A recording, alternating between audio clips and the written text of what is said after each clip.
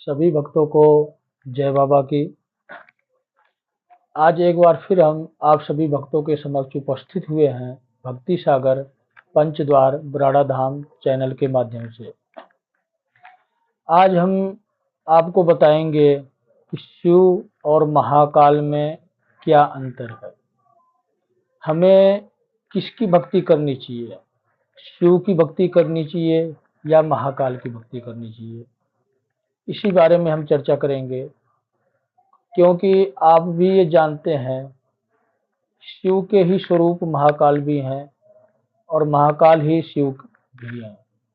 दोनों स्वरूप एक ही है, लेकिन जरूरत के अनुसार ही शिव में से ही महाकाल का स्वरूप प्रकट हुआ है।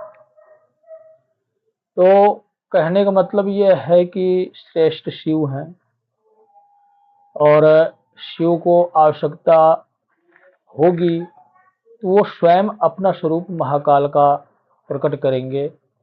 इसलिए मैं यही कहना चाहूँगा आप सभी भक्तों से कि आप शिव की ही भक्ति करें। महाकाल की भक्ति वो साधक करते हैं जिनको शिव के समान बनने की इच्छा होती है। महाकाल की भक्ति और तपस्या थोड़ा कठिन है, मंत्रों के विधि विधान से ही उनकी भक्ति होती है। ज़्यादातर अघोरी साधक या कोई वैसे तपस्वी हैं जो जटिल तपस्या करते हैं, कठिन तपस्या करते हैं, इस प्रकार के साधक महाकाल की भक्ति करते हैं। और भक्ति से शक्ति पाने के लिए शिव की भक्ति की जाती है।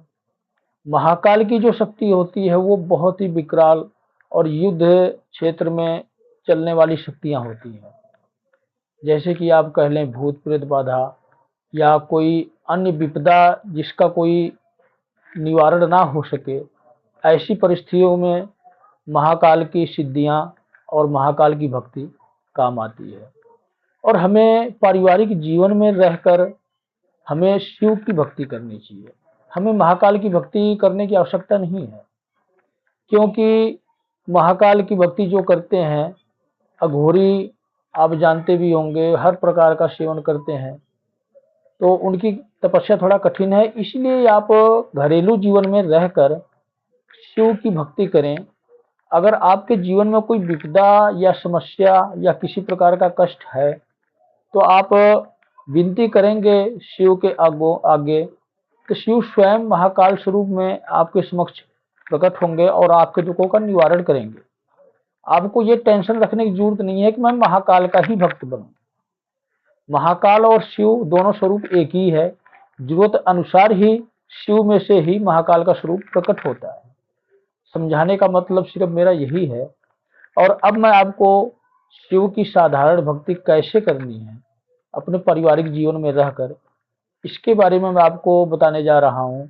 बिल्कुल साधारण भक्ति आपको बताऊंगा, जिसमें किसी भी मंत्र की आवश्यकता नहीं है। मंत्र का मतलब ये है कि कोई कठिन मंत्र, जैसे कि कोई अनपढ़ है, गंवार है बेचारा, वो किताब पढ़ना नहीं जानता है, उसके लिए हम शिव की भक्ति कौन सी वो व्यक्ति कर सकता है और किस प्रकार करे, यही मैं बताने जा रहा हूँ आपको। आपको अपने घर में शिवलिंग रखना है। पहले भी हमने बताया है कि बड़ा शिवलिंग नहीं रखना है, छोटा ही शिवलिंग रखना है और तुलसी के पौधे में रखना है। जो भी बिल्कुल अनपढ़ गवार है, जिसको कोई किताब नहीं पढ़नी आती, मंत्रों का ज्ञान नहीं है, उसके लिए ये भक्ति है बिल्कुल, जिसको कहते हैं हम अंधी भक्ति। शिवलिंग पर प्रतिदिन जल चढ़ाना है। जल चढ़ाने की प्रक्रिया दो है। पहली प्रक्रिया है कि अगर आपको कोई फूल बेल पत्तर इत्यादि ऐसी सामग्री कोई मिलती है, कुछ भी आप शहद गुड़ जो भी इसमें शामिल करना चाहते हैं पूजा सामग्री में, वो आप शामिल कर सकते हैं और साथ में जल चढ़ाएं। प्रतिदिन ये कार्य करें। और जल चढ़ाते वक्त आपको 5 ओम नमः शिवाय मंत्र का उच्चारण करना है। 5 से कम ना करना आप, क्योंकि पंचतत्व से ही दुनिया बनी है, इसलिए ये संकेत होता है कि 5 ओम नमः शिवाय के मंत्रों का उच्चारण करना। 7 कर लें, 10 कर लें, कोई बात नहीं, फालतू जितना मर्जी आप कर सकते हो, लेकिन 5 से कम ना करें।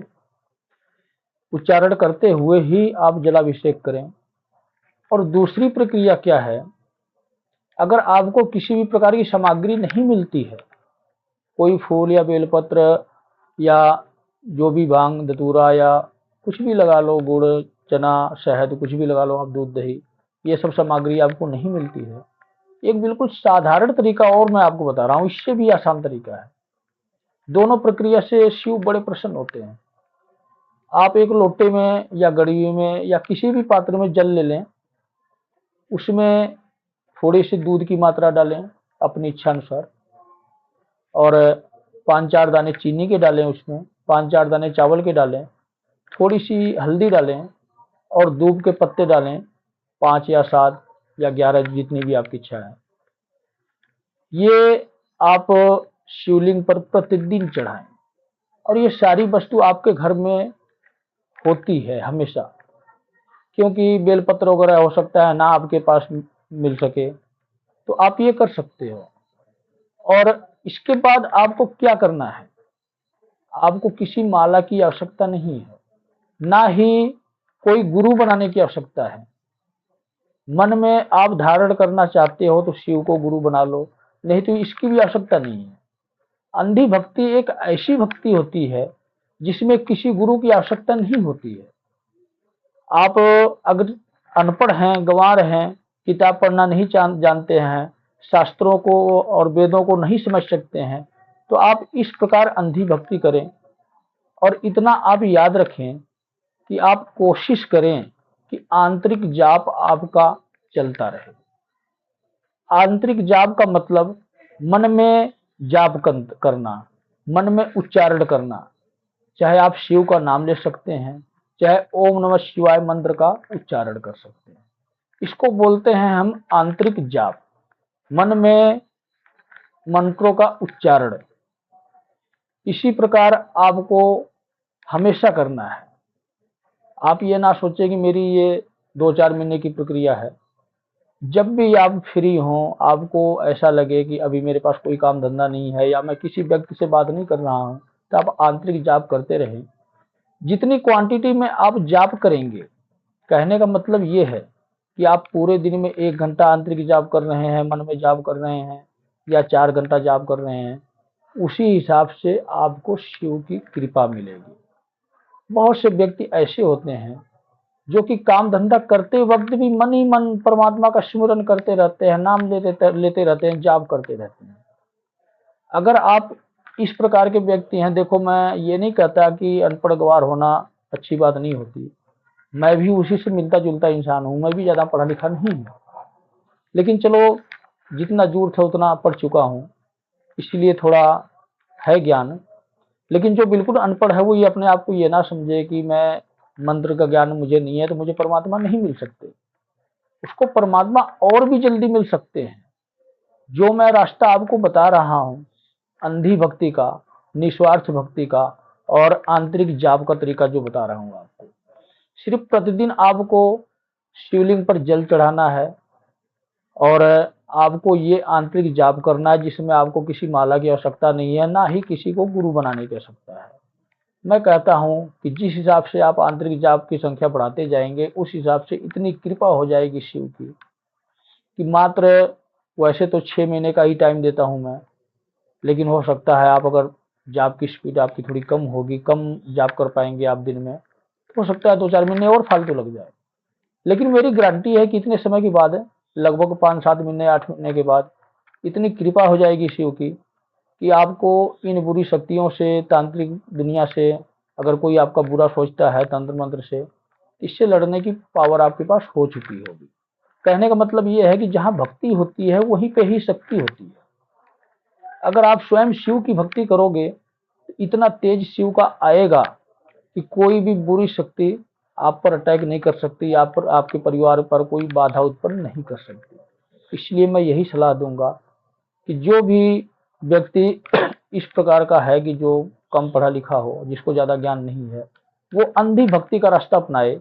जिस भी दैविक शक्ति को चुनना चाहता है वो उसको चुने और अंधी भक्ति करे, चाहे नाम का सुमिरन करे या कोई साधारण मंत्र है तो उस मंत्र के का जाप करे। बस मैं यही कहना चाहूँगा। तो सभी भक्तों को जय बाबा की।